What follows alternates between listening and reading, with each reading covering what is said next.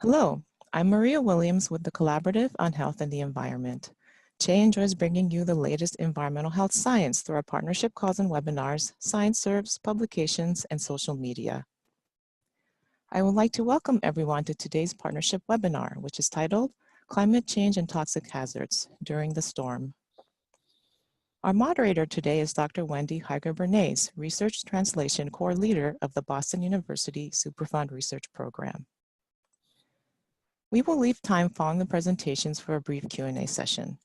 You may type in questions through the Q&A feature available on the menu bar at the top of your window at any point during the presentations. After the presentations, our moderator will read out questions for our presenters to respond to.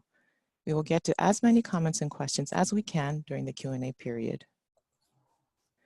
For those of you who called in on the phone, we have posted slides to accompany today's webinar on our website.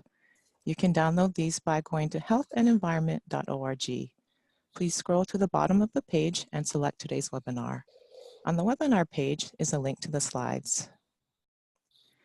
Everyone on the webinar right now is muted with the exception of our moderator and our speakers. This webinar is scheduled to last for 60 minutes and is being recorded for our call and webinar archive. With that, I'll turn things over to you, Wendy. Thank you very much, Maria. As was mentioned, this webinar is hosted by the Boston University Superfund Research Program in partnership with the Collaborative on Health and the Environment. The National Institute of Environmental Health Science funded Superfund Research Program is a multidisciplinary program with centers around the country. Each is conducting and communicating research with the goal of breaking the link between environmental exposure and disease.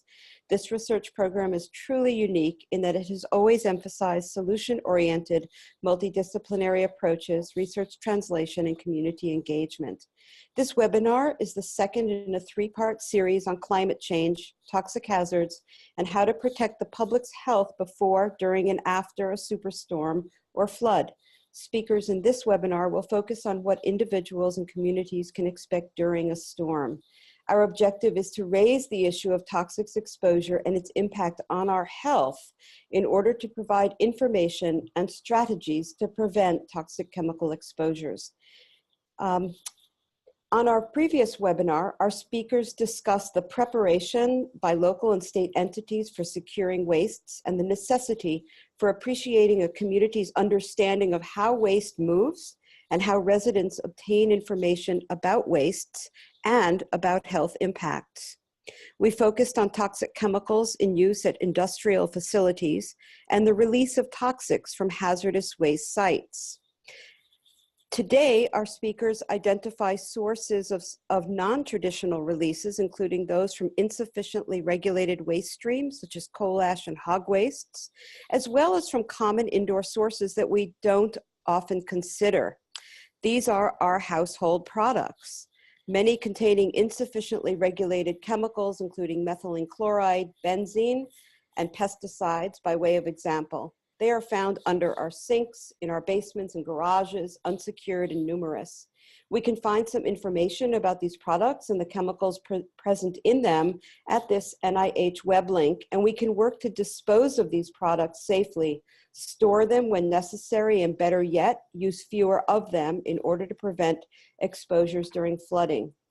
By way of example, I use benzene that Dr. Craft will speak about. It's a chemical that's found at low levels in our air, but is also found in many of the products we use.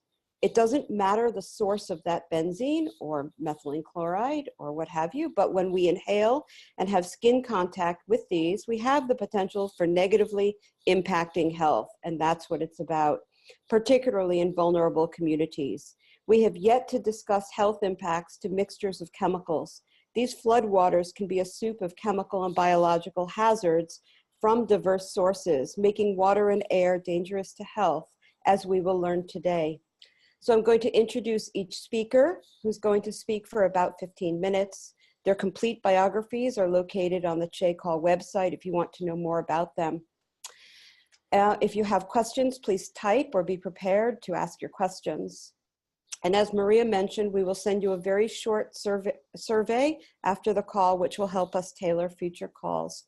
So please take the 2 to 3 minutes to respond.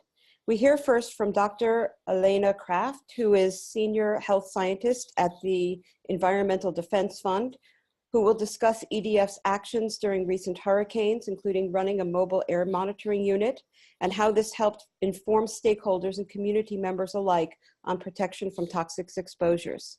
So, Elena, it's all yours. Thank you. Thanks, Wendy.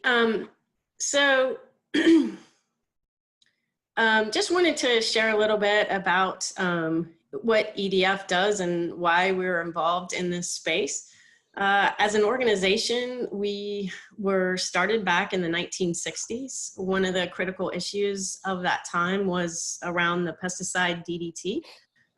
There was a researcher on Long Island from a conservation group who was documenting the decline of the osprey due to the thinning and breaking of their eggshells from DDT. And once they had gone to the county, once they had recognized this issue and asked the county to stop spraying DDT for mosquitoes, they were told no. And so they tried a new approach, which is common today, but unheard of back then, which was they teamed up with some lawyers and went to court on behalf of the environment.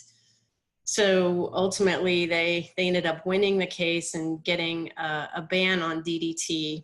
A few years later, the governor of New York enacted a statewide ban, and then a few years after that, there was a nationwide ban secured. And because this was the first case of its kind, it generated a lot of national interest, and appeals for help for this type of work came pouring in from across the country.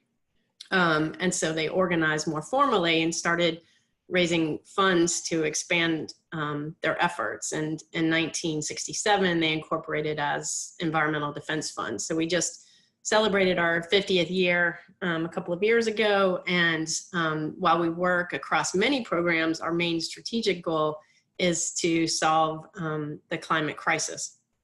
So as an environmental advocacy organization with a strong commitment to using sound science to support the policy positions we take, one of our roles is to educate and mobilize the public to take action. And one effective way to do that is to leverage some of the attention around some of these major weather events. We see weather events like hurricanes and wildfires with increasing frequency and increasing intensity more than ever before.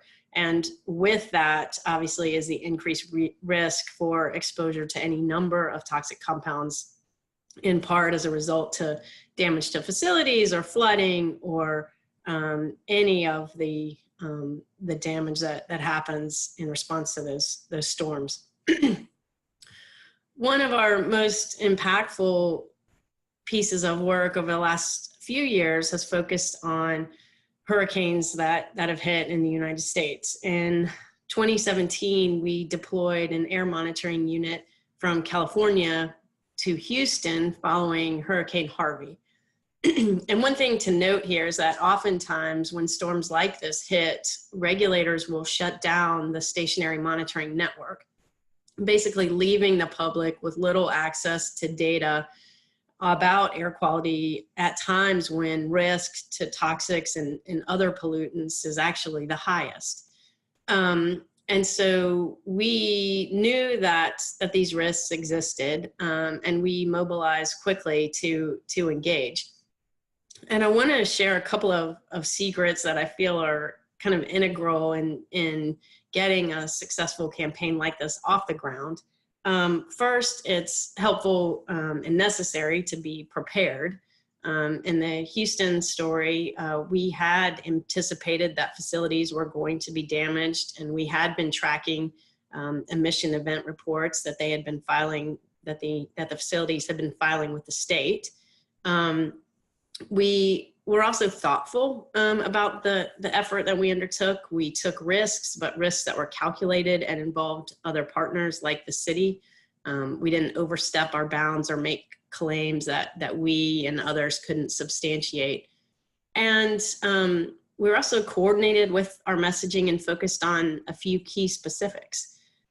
We also made decisions quickly. You have to in these kinds of situations. If we had taken any longer in determining whether to send out the mobile unit from California, then we would have missed the opportunity to find some of the most important findings of this mission.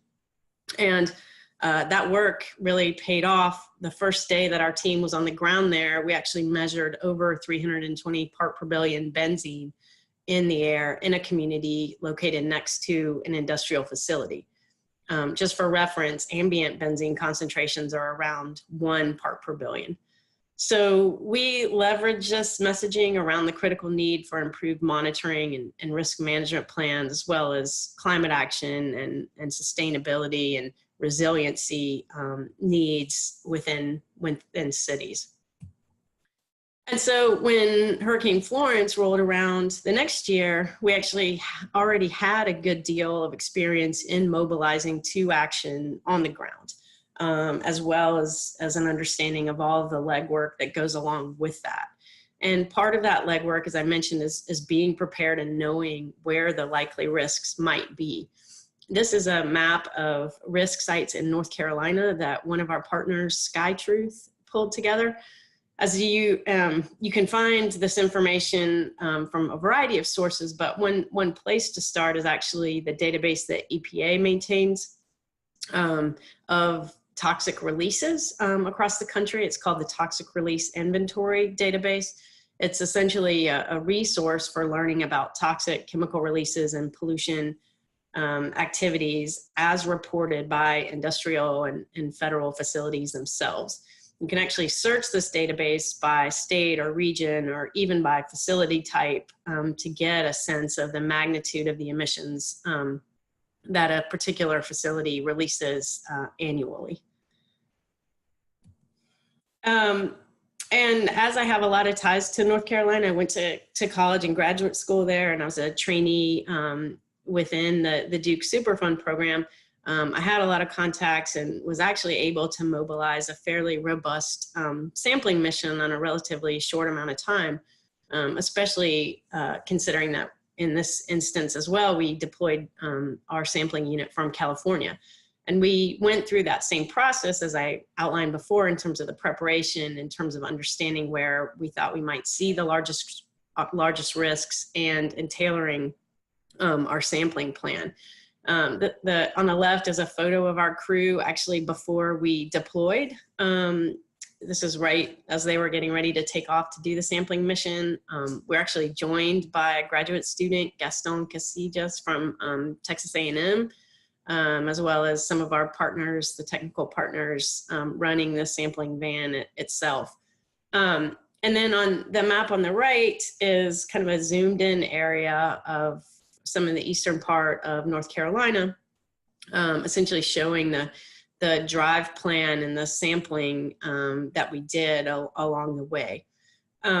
Florence was different from Hurricane Harvey in that the primary risk locations were, as Wendy mentioned, coal ash ponds and concentrated animal feeding operations. Coal ash pond, as you may know, is essentially a storage area where fly ash generated from the burning of coal is kept. It basically just looks like a large pond. And then the concentrated animal feeding operations, obviously those are places where large farms of livestock or other animals are located, and the waste from those operations can be quite significant. And to kind of describe a bit about the situation on the ground after these events generated so much rain that the flooding was intense for both storms. And it was critical to have partners on the ground to assist in determining how we might even make it to specific locations where we wanted to do sampling. In the situation after Hurricane Florence, we worked specifically with some of our riverkeeper partners who are local folks who kind of watch the waterways, the rivers in North Carolina, and they were able to give us essentially real-time information about the flood stages of each of the rivers, We were also in contact with North Carolina Department of Environmental Quality. We were also in contact with Duke Energy. They own actually some of the coal ash ponds, as they're the energy generator for much of the state.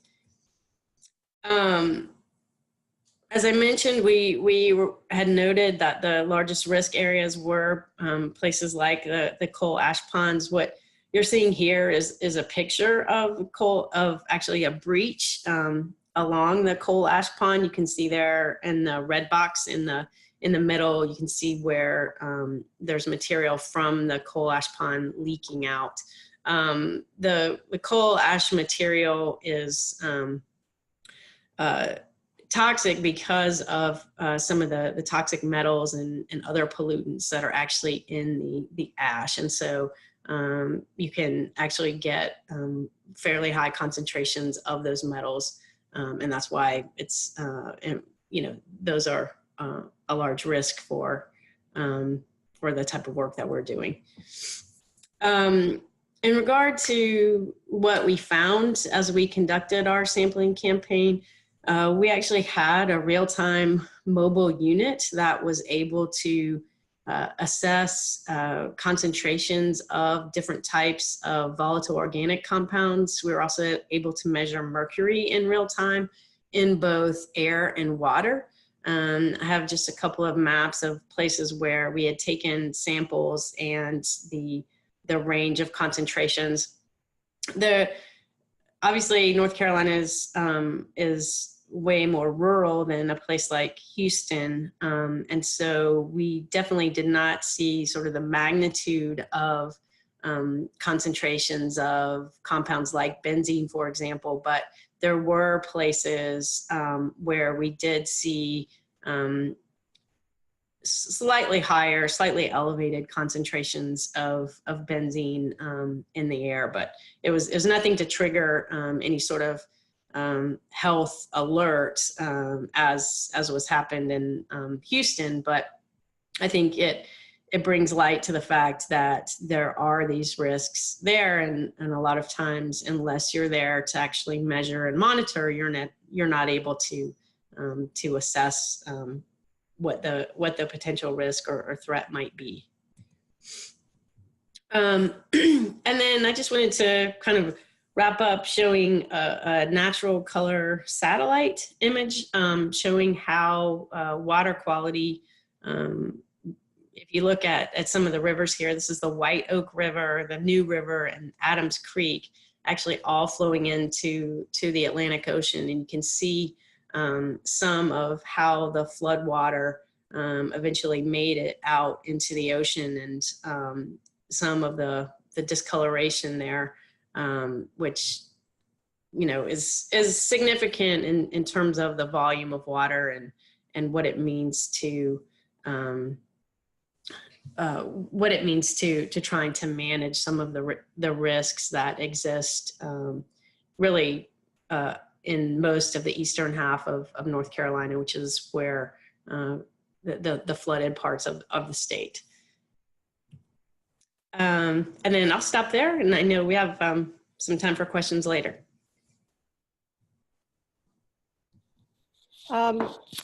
Thank you, Elena. Let's hear now from Ms. Catherine Kastleman, who is the Community Engagement Coordinator for the Duke University Superfund Research Program, who will discuss how she and her colleagues assisted with coordinating communications about hazards from the storm across multiple agencies, emphasizing the need for communication and perhaps providing information for our listeners about what they can do to disseminate incident response maps, evacuation considerations with community members, etc. Thank you. Turn it over to Catherine.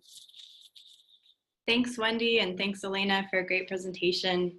My name is Catherine. I'm a program coordinator at the Superfund Research Center here at Duke University. We're based in the School of the Environment and funded by the National Institute of Environmental Health Sciences. I just want to acknowledge the other team, the team of other communicators and engagement specialists that I work with here at the center. Our Community Engagement Corps really helps to engage with communities, as Wendy said, who are impacted by contamination and connect them with researchers and experts who can help to solve environmental health problems. So today, as Wendy described, I'm going to talk just about some of the roles that our Community Engagement Corps and Research Translation Corps played, and especially related towards to the communication with communities and some of the challenges and opportunities associated with that. So Elena did a great job of kind of describing the impacts, but just to quantify some of that, the number of gallons of rain that fell was approximated around 8 trillion gallons of water. And that led to about 1,600 roads being closed during and around the time of the storm. Some of those rivers, like the Cape Fear River, where we work a lot with our community engagement partners, didn't crest until about a week after landfall. There were 2 times the amount of damages from Hurricane Matthew, which had happened just 2 years earlier in 2016. And around half of North Carolina counties ended up being eligible for disaster assistance. That extended all the way to the western part of the state. So during Florence, the area around Durham, where Duke is, was really mostly spared damage, but the rest of the state, as Elena described, wasn't looking so good. So important background information is just that most of the state was still really recovering from Hurricane Matthew. And people were still receiving assistance from the rebuilding process for Matthew. And there have recently been a number of recovery efforts, including a new Office of Resilience and Recovery, and some broader legislation around recovery efforts that are meant to streamline the process because of Hurricane Florence. And there was already a pre-existing shortage of housing, which was exacerbated by the storm. There were a number of environmental hazards. That map that Elena showed really pointed those out. And also, you should keep in mind that in the past year, the folks, especially in Wilmington, North Carolina, which is out there on the coast, on the eastern part of the state, had already been dealing with news that there had been decades-long contamination by this chemical called Gen X. So they were already on high alert about sort of environmental exposures. There's also been a lot of attention recently to the impact of contained animal feeding operations and the impact of those. So during the storm, we were seeing images like Elena's last slide with animals really just treading around in floodwaters, sometimes having been killed by the flooding. So there were constant news alerts happening about untreated sewage being released into the rivers and streams that serve our water supplies, even in this area around the triangle, because of all the flooding. So this is just to give you a sense of the timing for the hurricane and the events that I'm going to talk about. So it's important to note that the coordination with researchers and with Elena's group started just a few days before landfall, and that they were out there, just a few days afterwards. And less than a week later, we were really sharing information with the public, trying to get information in real time and share it out. As I mentioned, some places the rivers didn't crest until a week after the hurricane made landfall. The flooding was still so serious at that point that we were still having major events like the breach of the Sutton Lake coal ash pond. So as I mentioned, one of the challenges was determining the magnitude of the damage and finding information about that in real time so we could share it with others, get community partners linked up to resources and respond. So we were using some of these maps to try to understand what was happening in addition to talking with our partners. So we used the Department of Environmental Quality's incident map, GIS layers from the Department of Transportation, NOAA and NASA, and Google crisis response images. And to the credit of these agencies that were putting out information, it was really quickly and readily made available. But it could be really hard for the average person to decode sort of the risk associated with these incidents. So in the future, it would really be helpful for some of these agencies to do a little bit more unpacking of the human health risks associated with some of these incidents that were going on in real time and being shared out. So we created a website within a few weeks, starting during the week of the storm, to compile some of this data and make it available to people so people could start to use and access it and kind of understand what was going on. So Elena, as we mentioned, got connected to our Research Translation Corps because she was a former trainee, but also because one of our investigators was out there trying to coordinate sampling as well. There was a huge cohort of researchers, some from UNC, from NC State, from Hopkins, from SkyTruth, all sort of trying to coordinate what they were going to be sampling, what the needs were, what the interests were. And we were trying to sort of keep track of that and figure out who was sampling for what, and figure out how the sampling was going to proceed. And meanwhile, Brian Luukkonen, who's in our Research Translation Corps, gave an interview with Elena on a local news channel, trying to describe the sampling that was happening and what the potential environmental impacts and health risks of the storm might be based on what people were seeing. So during this time, we were also trying to field community concerns. On Monday, September the 24th, we got this email from one of our community liaisons who lives out on the coast, and he sent photos of what he described as muck and a rainbow sheen sort of seeping through the creek. And we scrambled to try to get him hooked up with researchers who were already out there sampling. There was also some concern about the Superfund site that was nearby to this area. And it was really important that some of our community contacts there had already established relationships with the local Superfund and hazardous waste site managers so that they actually knew who to ask to get access to those sites if they were interested in somebody doing sampling there. Those relationships, the fact that they were already built with those site managers was really important. So I think that was an important lesson learned for impacted communities as well. The local health department was very overwhelmed during that time with shelter needs and really couldn't keep track of the sampling efforts or help to connect us much in that way. So they've directed us to the FEMA incident commander for the area. And we in turn tried to connect them to folks at the Department of Environmental Quality and with the researchers who were out doing sampling. But hearing from the rapid response testing that FEMA was doing was helpful because they were able to quickly identify that, for example, petroleum compounds were definitely going to be an issue. And luckily that was already on Elena's radar and a lot of the other researchers as well. But it was good to get confirmation in that way and have that line of communication open. So also mention that during this time, in this area around Wilmington were a really important trusted gatekeeper for information. They had already sort of built that trust around the Gen X issue and become a really important resource for the community for information about environmental exposures.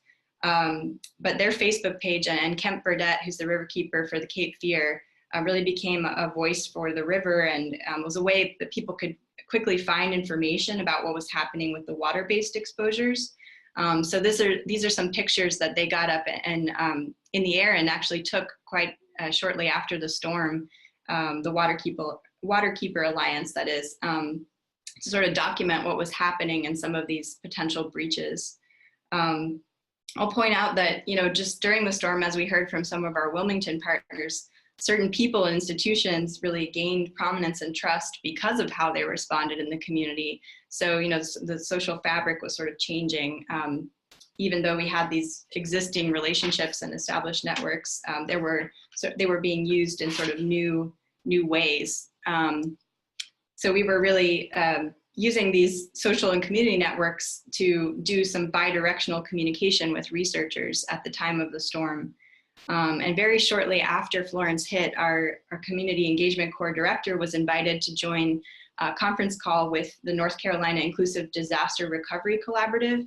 And this was a group that started a few years ago when Hurricane Matthew hit, with the goal of making sure that hurricane relief and recovery was directed equitably to all communities. And I think they've been doing a great job. It's a collaborative of funders, religious leaders, community groups, housing and food access, and farm worker representatives, because we do have a large migrant farm worker population in North Carolina.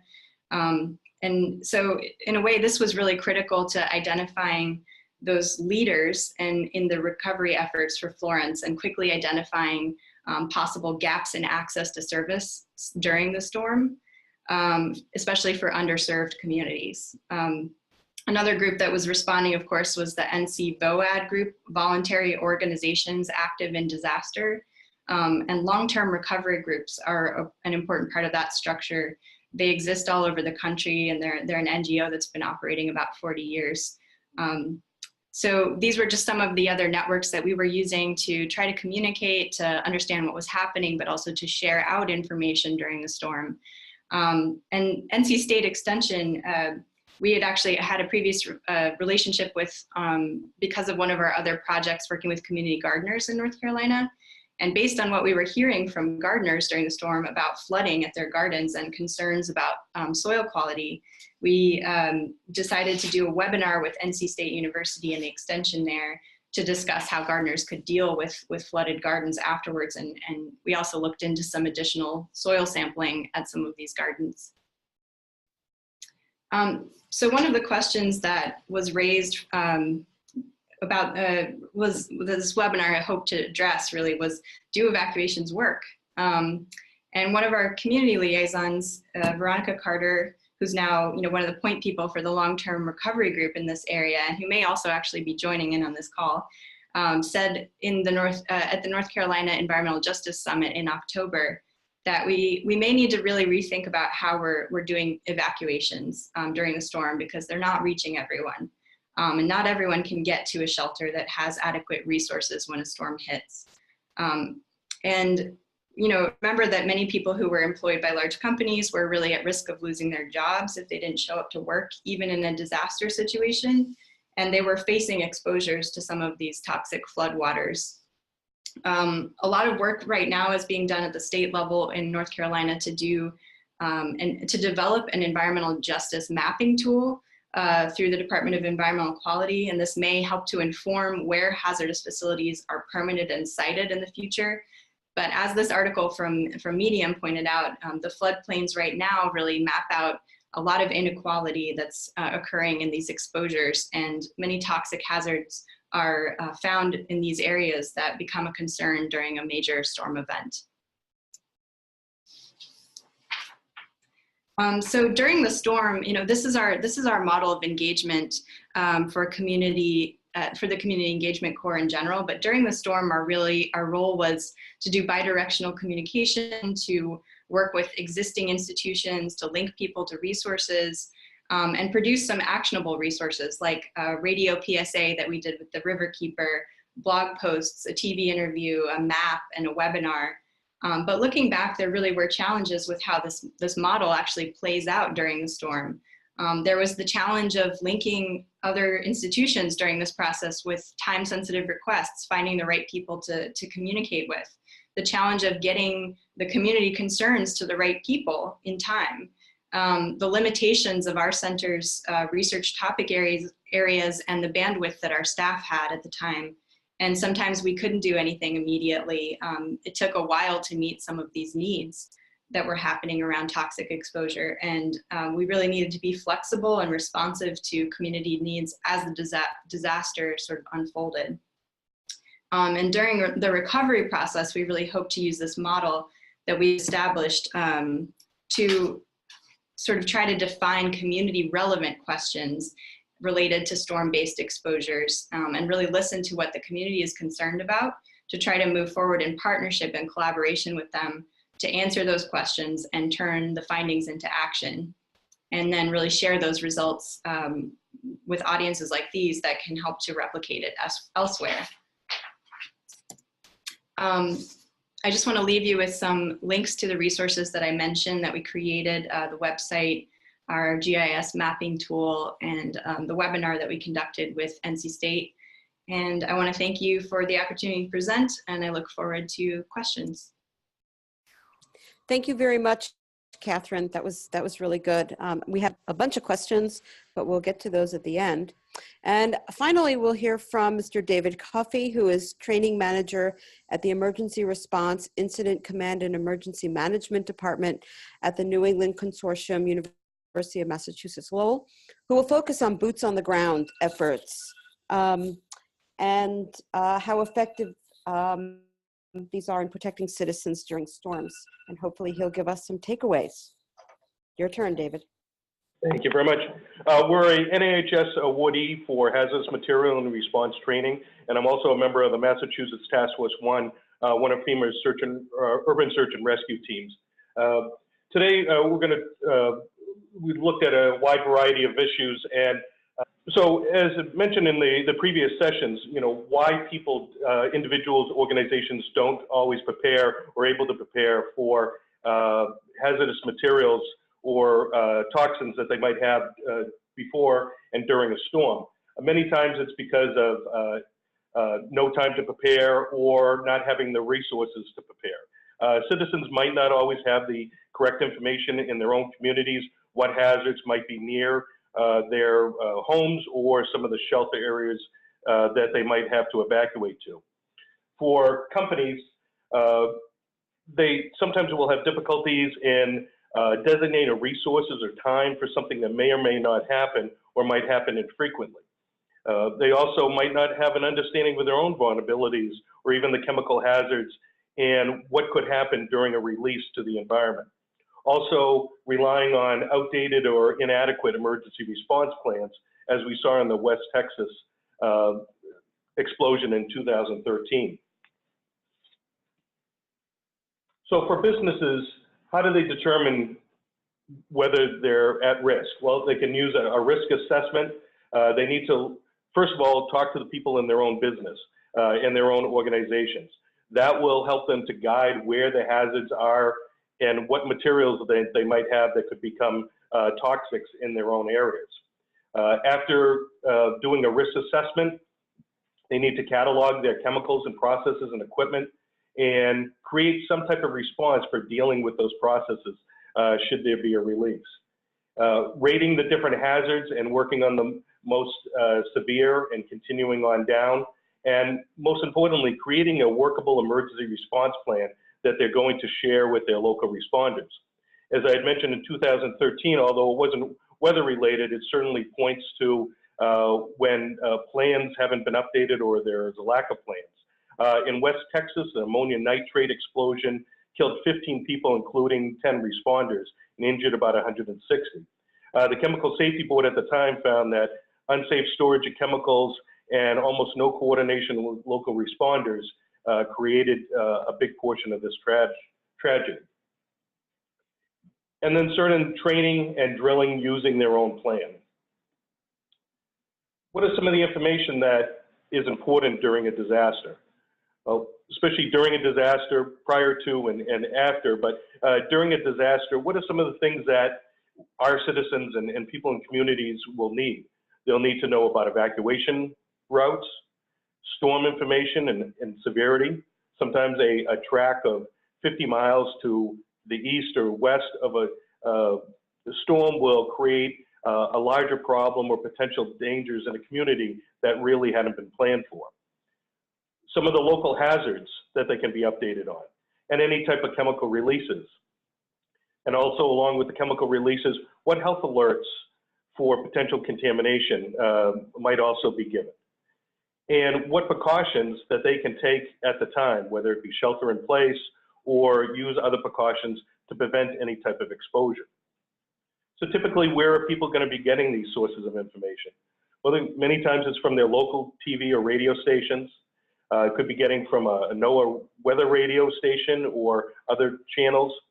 And now with the technology that many people are able to use, any type of texting or email from municipal authorities. There are many different programs out that different communities will use. People might be familiar with the Code Red system, which can text somebody, also email somebody, and allow them to have updated information from their communities, as long as these systems, communication systems, are still up and running. Social media can be very effective, but there should be some cautions when information is coming from unofficial type of sources. With social media, many times communities can update a Facebook page that, although somebody might not have the internet at their own house, they can call or text somebody and have them outside of the area and have them look at the material and pass it along to them. We really rely on it as a form of communication. One of our main communications are cell phones. And it's really replaced the wired lines in many homes across the country. One of the problems that we've seen in many storms is an overload of the cell phone system and leaving people without really an effective means of communication. We saw that very dramatically in the 9/11 attacks around the New York area, where the cell phone systems were just so overloaded with the amount of use from them. Also, cell phone systems and the network itself are vulnerable to any type of damage or flooding during a superstorm or a flooding incident. In Puerto Rico, we saw the system, that cell phone system that the island relied on, about 90% of it was damaged or out of service for many weeks at a time. Also, with flooding or any type of damage, cell phone systems and other types of communication systems will usually revert to a battery backup system or some type of generator. If the generator goes down or the battery system goes down, then there's a loss of communication, even though the system might be working, but it just really lacks power. Although voice systems may be overworked, many times we've found that texting systems still continue to work even if the voice portion of the communication system is overwhelmed. And our cell phones, once again, are only as good as the battery charge that we have in them. One suggestion we always give people is to, revert back to that tried and true battery-operated radio or a hand-cranked radio to be able to continue to get the updated information that comes out from communities as things change or different dangers start to exist. So what are some of the toxic substances that we could see commonly? Definitely see fuel leaks and the flooding that results in the release of any type of industrial hazardous waste. As had been mentioned before, with the coal ash storage ponds, breaches or inundation of hazardous waste sites, either identified or unidentified. So what are some of the vulnerable sites that we could see a chemical release? We really could just start at our own homes. It mentioned in the introduction. Our household chemicals that we have in our own homes, fuels, non-compatible chemicals. You could have two chemicals underneath your sink that would be fine in their individual use, but when mixed together could become potentially dangerous or toxic or even explosive. Propane cylinders, something that's very common in many yards and storage sheds, will start to float and can be brought far away from where flooding can and be deposited along riverbanks or in other small streams or areas. Cleaning supplies and paints and thinners are all common to our own homes. We also have facilities like hospitals, laboratories, and pharmacies and medical waste storage areas that could have a potential release for the types of chemicals or solvents or reagents that they have. Fuel storage areas for home heating oil or other chemical storage, local tank farms, and our own gas stations and repair facilities that would have different types of fuels, different types of chemicals. Small manufacturing operations that don't always thought to be at risk and not always able to be inspected by communities could also be a dangerous source of chemicals or hazards. And then areas that have large amounts of vehicles, bus depots, or heavy equipment areas. So some of the things that could happen during a storm or just right after with contamination, especially from fuel and gas leaks, could create an explosive environment. Soils and standing water can quickly be contaminated. We've seen some visual examples of that from the other speakers. And then in communities that have their own private wells, they can become contaminated from runoff from household chemicals or nearby industrial waste. Municipal water supplies can be contaminated or become unavailable due to flooding of the facilities that might be near a water area such as a river, streams, and the filtration can be damaged or destroyed, preventing clean water from being able to be sent off to homes. As we had mentioned about fuel station runoff, and then just the overwhelming scale of many disasters or storms or flooding, public safety agencies can become overwhelmed or unavailable to respond, even to known toxic chemical releases. So how do we protect ourselves? Well, listen, most obvious is not to be near to any type of release or toxins, but this isn't always easy due to changes in the storm track, lack of transportation, or resources that are unavailable to relocate to a shelter. So listening to announcements or alerts from authorities about any type of chemical releases or any type of safety issues. Certainly staying out of floodwaters. During Hurricane Sandy, we were down in the Rockaway area, and it was just by the smell alone, which isn't always a good indication for any type of contamination. We could smell a combination of home heating oil, sewage, and seawater in many of the different areas that we were in. It's best to call local authorities and report any type of oil or chemical spills, as had been mentioned in the other presentations, and not touching or moving any type of unknown containers. If you need to evacuate or stay inside, shelter in place, and shelter in place is finding a safe location indoors and staying there until you're given the all clear or told to evacuate. So how do we prepare for any type of potential contamination to our water sources or that we might find in and around our homes or in our communities? Well, having some type of water source that you've, a known water source, clean water source that you've already had ahead of time. So filling up bathtubs or different types of containers to keep a good supply of clean water. Having, if you can afford it, a portable camping filter unit to be able to filter out any type of questionable water. And certainly, you know, washing your skin that might come in contact with any type of flood waters or chemicals while you're either trying to evacuate or that you're sheltered in place. Certainly removing any type of contaminated clothing that has come in contact with any type of chemicals or flood water, whether you can see it or smell it or not. Many times the majority of contaminants that people will have will be on their clothing. So getting rid of them and disposing them will offer some level of protection. And then also having supplies on hand to clean up after the storm is passed through the area. And previous mention about evacuations.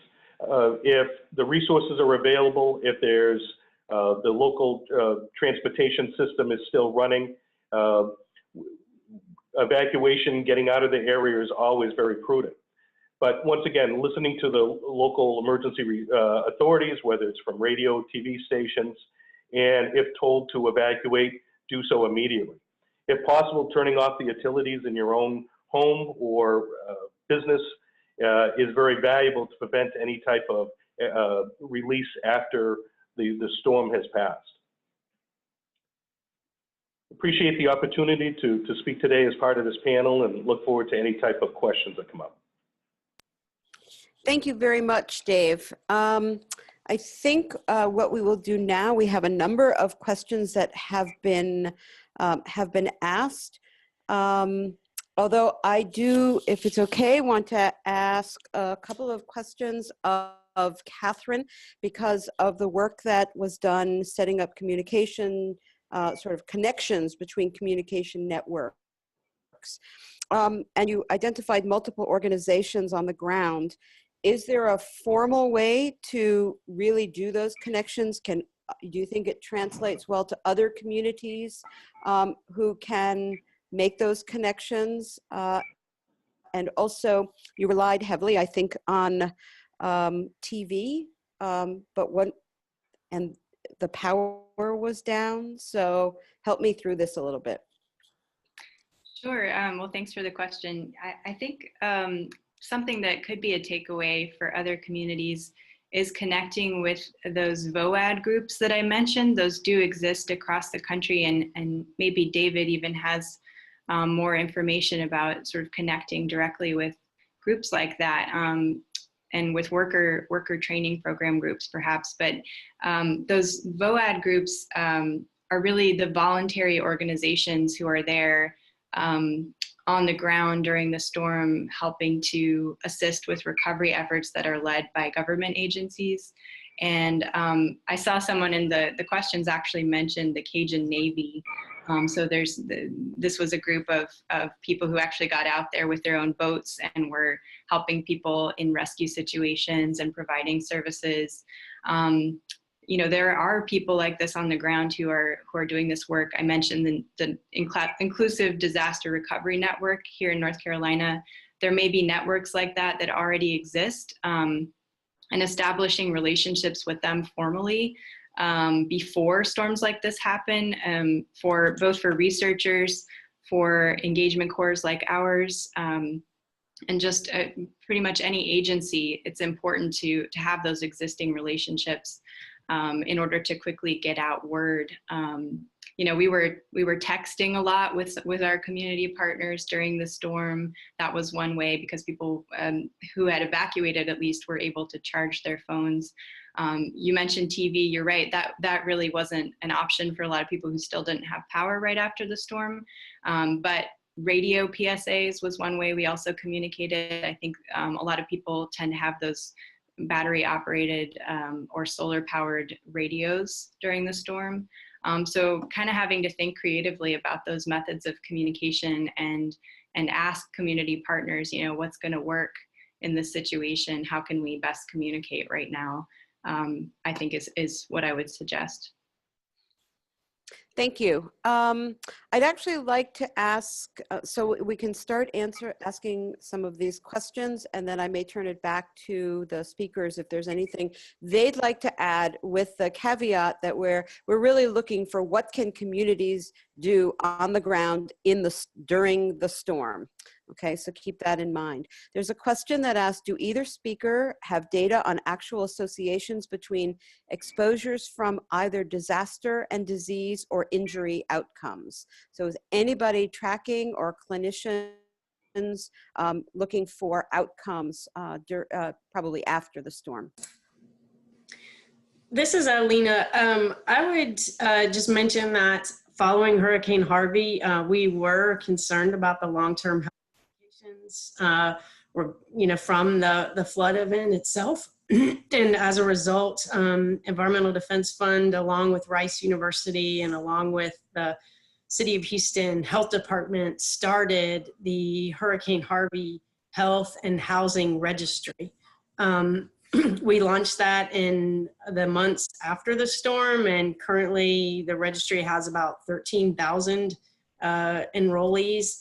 We're planning to release the first reports outlining health and housing data that was collected through the registry actually next week at an event with the Houston mayor. But I think it gets to the question of, we really need to have better data around, what are the long-term health impacts from these flood events to public health. And so that's just one step that's underway in Houston. Okay, great. Catherine, any info on that in your experience?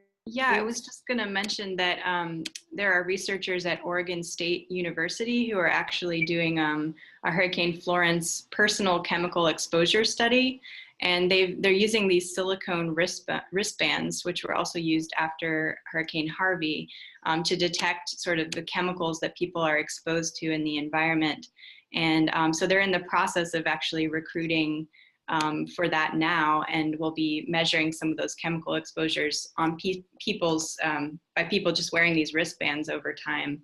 Right. So those are exposures. I think the question focuses on outcomes, right? So have there been other, or are there studies that are ongoing, or communities that are doing surveillance now? And I think there are, but I'm not sure.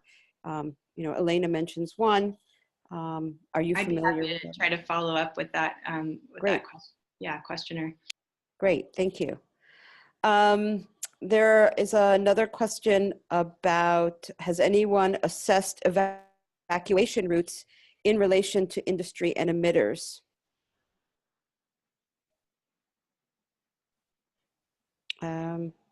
David? maybe? Sure. Usually that is done on a community level. You'll have the emergency management, the people who are responsible for emergency management, looking at different evacuation routes and setting up evacuation routes. You want to look at the nearby hazards and where you think you might have areas that could be closed off to that evacuation route. Try to stay away from them as best as possible based on the assessment. So it's usually done on a community basis. States will also, in their working with their local partners, will look at larger evacuation routes as they feed in from different communities, and you're moving large people within a region. And many times it's done on case-by-case basis, depending on what the type of storm will be or damage and what is nearby for hazards. Okay, thank you. There is a question. Why do regulators shut down monitoring? Is there a downside, like it could break the equipment? So I think it's the question probably for Elena or for others. Why are monitoring systems shut down? Yes, it is primarily because they want to protect the stationary monitoring system itself. A lot of that equipment is very expensive, obviously, and so concern about flooding or damage from wind has been given as the primary reason. One of the things that we have raised is that if the stationary monitoring network system is shut down, then there needs to be essentially a plan B in place, whether it's active surveillance or some other effort to collect information on air quality. Okay, thank you. We have 2 minutes left. Is there any last minute takeaway? Like, what can people do to protect themselves from toxics during the storm?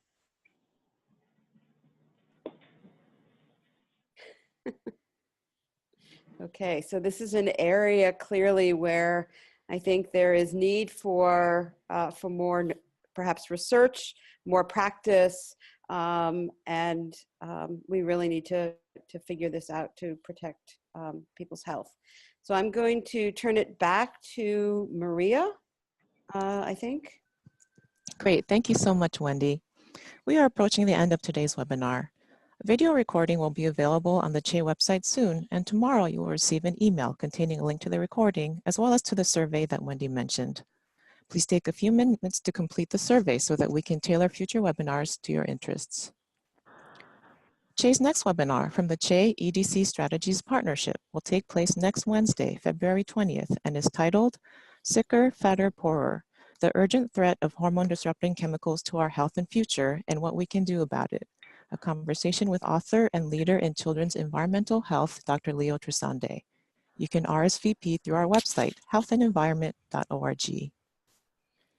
CHE's next webinar from today's series from the CHE Boston University Superfund Research Program Partnership will take place on Thursday, March 28th, and is titled Climate Change and Toxic Hazards After the Storm. Details will be available on our website soon. If you are new to CHE and would like to stay updated about upcoming events and more, please sign up to receive our newsletter by selecting the Join Us tab at the top of any page on our website. Additionally, if you appreciate these CHE partnership webinars, bringing you the latest environmental health research for free, we encourage you to support CHE's ongoing work by making a tax-deductible donation via our secure website. Again, our website is healthandenvironment.org. With that, I would like to thank our speakers for taking the time to present today and Wendy for her excellent moderation. Thank you so much for joining us and have a great day.